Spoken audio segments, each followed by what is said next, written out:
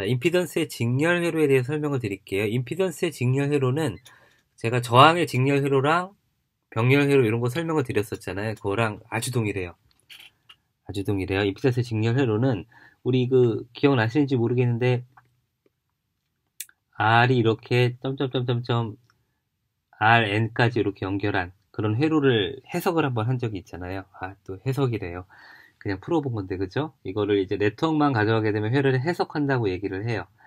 예, 그래서 Z1, Z2, Z3, Z 점점점점 N까지 연결이 돼 있단 말이에요. 그죠? 저 Z에는 R과 L과 C의 함수일 거란 말이죠. 그죠? 그쵸. Z, R과 L과 C의 함수가 되는 거죠. 저기에는 R도 들어가 있고, L도 들어가 있고, C도 들어가 있고, R만 들어갈 수도 있고, RL만 들어갈 수도 있고, RC만 들어갈 수도 있고, 그래요. 나중에 가게 되면은, 그, 전원까지 포함해가지고 좀 복잡해지게 되는데, 지금은 임피던스만 볼게요.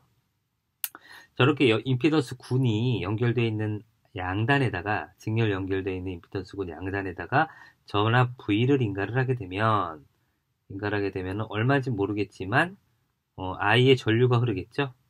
그쵸. 그 전류 I의 크기는 당연히 R분의 V니까 전압을 Z로 나눠주게 되면 구할 수 있죠. Z는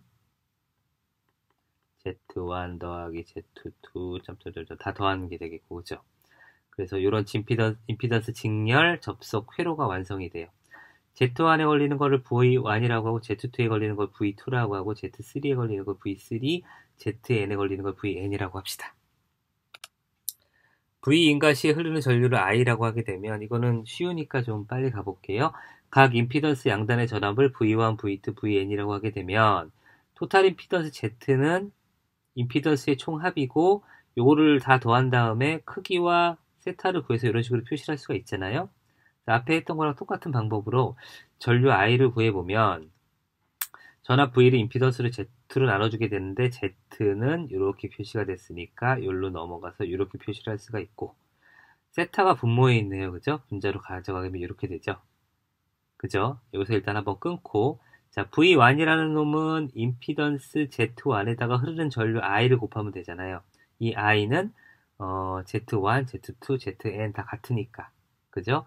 우리는 I를 구했어요. I를 구하고 임피던스 Z를 알고 있잖아요. 알고 있으니까 V1을 구할 수 있죠. 그럼 V2도 당연히 구할 수 있죠.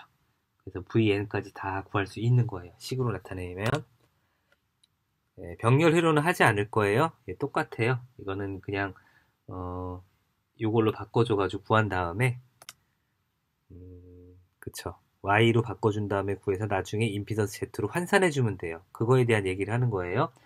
I를 구할 때 이런 식으로 표시가 되잖아요. 예, 이런 식으로 표시가 되니까 요거를 Zn분의 1을 Y1이라고 하고 Z2분의 1을 Y2로 해서 더하는 형태로 만들어주는 거예요. 연산을 쉽게 하기 위해서. 그렇게 이렇게 쭉 더해서 토탈 Y를 구한 다음에 나중에 이거를 역수를 취해주면 돼요. 역수를 취해주게 되면 ZN을 구할 수 있으니까 병렬 회로는 저런 식으로 구하는 게 유리하다. 아실 필요 없어요. 예, 보게 되면 Z1은 2 플러스 J11, 11 이거고 Z2는 이렇대요. 4 마이너스 J3에 직렬 회로가 있어요. 그러면 아까 우리가 표시한 것 중에 Z1, Z2만 있고 얘를 연결을 해서 요 양단에 100V를 걸었네요. 그죠? 100V를 걸었어요. 그러면은 우리가 아까 식으로 봤던 거를 어떻게 하나 보세요. Z라는 거는 Z1 더하기 Z2잖아요. 벡터 합성이니까 얘를 그냥 더해주면 돼요. 더해주면 돼요. 이렇게 해가지고 전압은 V는 100이니까 100을 임피던스의 합으로 나눠주면 되니까 실수는 실수끼리 허수는 허수끼리 더하게 되면 6 더하기 J 하나 둘 셋 8인가요? 네. 분의 100이 되죠. 100이 되죠. 그럼 얘를 하진 않을게요. 크기하고 위상각을 구할 수 있잖아요. 그죠? 근데 이 답을 보니까 얘 크기가 10이고 당연히 그겠죠. 얘가 6이고 얘가 8이잖아요. 그럼 피타고라스의 정리에 의해서 얘는 10이 되겠네요. 그죠? 크기는 10이고 위상각이 53.13도가 나오나 봐요. 아크탄젠트 6분의 8. 한번 해보세요. 그러면은 분의 100이니까 100을 했으니까 얘 이렇게 나눠주게 되면 크기는 10이 되고 각도는 분모에 있는 게 분자로 올라가니까 마이너스 53.13이 되는 거죠. 쉽죠? 자, 아까 제가 공진에 대해서 설명을 드린다고 공학에서 되게 중요하다고 말씀을 드렸잖아요. 공진. XL하고 XC가 같은 경우죠. 예, 그래서 이상적인 직렬 공진 회로는 LC 직렬 회로예요. R이 없어요. R, L, C 해가지고 제가 이렇게 오면은 XL과 XC가 같은 상태를 공진이라고 말씀드렸는데 공진만 설명하기 위해서 R도 없다고 보는 거예요. 그냥 이거하고 XL하고 XC만 있는 경우. 예, 그래서 XL하고 XC 같아요. 그러니까 다시 0점으로 오겠죠. 그래서 요 회로가 이상적으로 우리가 살펴볼 수 있는 직렬 공진 회로 중에 하나란 말이에요. 그래서 임피던스 Z는 J 오메가 L 마이너스 오메가 C분의 1 그리고 오메가 L 마이너스 오메가 C분의 1은 0이니까 합성 임피던스가 제로죠. R이 없기 때문에 전류가 무한대가 되죠. 임피던스가 없다는 거는 전류의 흐름을 방해하려는 성질의 무언가가 없다는 얘기예요. 그러니까 전류가 거리낌 없이 그냥 무한대로 흐르게 되는 거예요. 이거를 직렬 공진이라고 얘기를 해요. 표시하게 되면 L하고 C가 이렇게 있는 회로죠. 그래서 여기 XL과 XC가 같을 때, 이때 LC 직렬 공진 회로라고 얘기를 해요. 일반적인 직렬 공진 회로는 R이 있죠. R이 없는 회로는 없어요. 소재 때문에 기본적으로. 아까는 이상적인 형태를 본 거고 일반적으로는 R과 L과 C가 다 있단 말이에요. 그래서 아까 설명드린 건대로 R, XL, XC 그래서 R만 있는 것처럼 보이는 게 일반적인 직렬 공진 회로예요. 그래서 RLC 직렬 회로를 이것처럼 구하게 되면 R과 XL과 XC가 있는데 얘가 같은 회로. 이거를 RLC 직렬 공진 회로라고 얘기를 해요. 전류 I와 위상각 세타는 그냥 보세요. I는 전압 V를 임피던스 Z로 나눠주면 되잖아요. 그래서 똑같은 방법이에요. 그래서 이 크기를 구해서 I의 크기를 구할 수 있고 이때 세타는 마이너스 아크탄젠트 R분의 오메가 L 마이너스 오메가 C분의 1이라고 제가 앞에서 말씀드렸어요. 그래서 이 상태가 되게 되면 얘가 0이 되잖아요. 분자가 0이 된단 말이에요. 그래서 이거를 특별히 우리가 지금 구한 게 I잖아요. I를 공지를 레조넌스라고 해요. 레조넌스. 그래서 공진인 상태에 흐르는 전류를 IR이라고 표시를 할 거예요. 예, 레조넌스라고 표시를 할 거예요. 그래서 이렇게 표시를 하고 이거는 R분의 V이다. 왜? L과 C가 없는 것처럼 보이니까 밖에서 봤을 때. 세타는 아크탄젠트 마이너스 취하고 R분의 0이 되니까 0도예요. 0도예요. 그냥 요거는 아시는 분은 구해보시고 모르시는 분은 레조넌스 상태일 때 공진 상태일 때는 세타는 0도이다. 당연하죠. 벡터들을 제가 여러 번 그렸잖아요. 각도가 0도이다. V와 I는 동상이고 R만 있으니까 전류 IR이 최대가 되는 거예요. 이때. 왜? XL과 XC에 의해서 전류의 흐름을 방해하려는 게 없잖아요. R 성분이 R은 어차피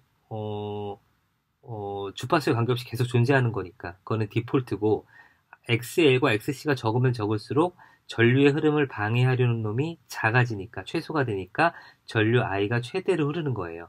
이거를 공진 전류라고 얘기를 하고 IR이라고 표시를 한다. 예, 그래서 RLC 양단 전압 VR, VL, VC는 이런 식으로 나타낼 수가 있죠. 이렇게 나타낼 수가 있어요. 예, 잘 보세요. 일반적인 경우에 직렬 공진은 리액턴 성분이 없지요. 전압과 전류가 동상이 되는 상태이고 임피던스가 최소가 되는 상태입니다. 임피던스가 최소가 되죠. 전류는 최대가 되는 상태이다. 왜? 요거는 한번 곱씹어 보세요. 곱씹어 보세요. 임피던스는 저항 R만 있기 때문에 오메가 아까 제가 공진일 때 전류를 R이라 그랬잖아요. 공진일 때 전류 오메가를 그러니까 주파수 성분을 오메가 R이라고 표시를 할 거예요. 그래서 그리고 주파수 성분은 FR이라고 표시를 할 거예요. 예, 그래서 임피던스는 저항 R이고 공진 시 오메가 L 오메가 C분의 1이 같으니까 오메가 요거는 구하게 되면 루트 LC분의 1 요거 나름 중요해요. 오메가는 루트 LC분의 1이다. 주파수 FR은 오메가 R이 루트 LC분의 1이기 때문에 여기서 여기 유추가 될 수 있죠. 2파이 루트 LC분의 1 요거는 여러분은 자주 쓰는 식이기 때문에 외워두시는 게 좋아요. 오메가 R은 공진 각주파수라고 얘기를 하고 FR은 공진 주파수라고 얘기를 해요. 직렬공진 시에 오메가 RL과 오메가 RC분의 1이 아무리 크더라도 리액턴 성분이 0이 돼요. 그죠? L값이나 C값에 의해서 임피던스 성분이 아무리 크더라도 더하면 0이 되기 때문에 의미가 없다는 거죠. 공진전류 IR은 이렇게 표시가 되고 R에만 의존하는 관계가 되기 때문에 R이 작을수록 크게 되겠죠. 당연히. 그래서 VL은 이렇게, VC는 이렇게 전압에도 영향을 미치게 됩니다. 공진곡선은 의미가 없어요. 예, 이거는 제가 나중에 시간이 되면 한번 설명을 드릴게요. 이런 특성이 나타난다는 거예요. 전압 확대율도 제가 봤을 때는 크게 의미가 없는 것 같아요. 스킵할게요. 선택도, 밴드위스라는 개념이 나오는데 요것도 이론적으로 여기서는 의미가 없는 것 같아요. 없는 것 같아요. 외도, 첨도라는 게 있어요. 첨예도 또는 선택도라고 얘기를 하게 되는데 여러분 정규분포곡선 배우셨죠? 이렇게 있다 그러면 이거에 비해서 얼마큼 뾰족한지 요걸 나타내는 게 첨예도고 얼마큼 치우쳤는지 이거를 스큐네스라고 해요. 이거를 코토시스라고 하죠. 이런 게 있다. 예, 제가 다루진 않을 거예요. 예, 상식적으로 그 정도는 알아두자. 대역폭, 밴드위스라고 해요. 여러분 핸드폰 쓰게 되면 대역폭을 늘려서 5G가 빠르네 막 이런 얘기 많이 듣죠. 실제로 빠르진 않는가 봐요. 그래서 여러분들이 이렇게 표시를 하게 되면 요 크기의 루트 3분의 1만큼 되는 부분을 이렇게 취해가지고 여기를 대역폭이라고 얘기를 해요. 밴드위스라고 얘기를 하게 되고 공진주파수 FR보다 작은 값, FR보다 큰 값 여기가 제일 크니까 여기 공진주파수가 되겠죠. FR이 되고 이걸 F1, F2라고 해요. 그래서 F1, F2를 컷오프 프리퀀시라고 얘기를 해요. 난 대역폭이 요만큼이야 라고 디파인을 하면서 요거하고 요거에서 차단이 된다가 차단 주파수라고 얘기를 루트 있구나. 예. 차단 주파수라고 얘기도 하게 되고 컷오프 프리퀀시라고 보통 얘기를 해요. 네. 병렬 공진을 보지 않을 거예요. 탱크 회로도 병렬 회로랑 관련이 있어요. 혹시 여러분들이 뭐 하시다가 탱크 회로라는 걸 나오게 되면 이쪽으로 와서 보시면 돼요. 예. 이거는 직렬일 때랑 반대기 때문에 반공진이라고 얘기를 하고요. 병렬 회로는 안 다룰 거기 때문에 제가 그냥 한번 넘어가 볼게요. 감사합니다.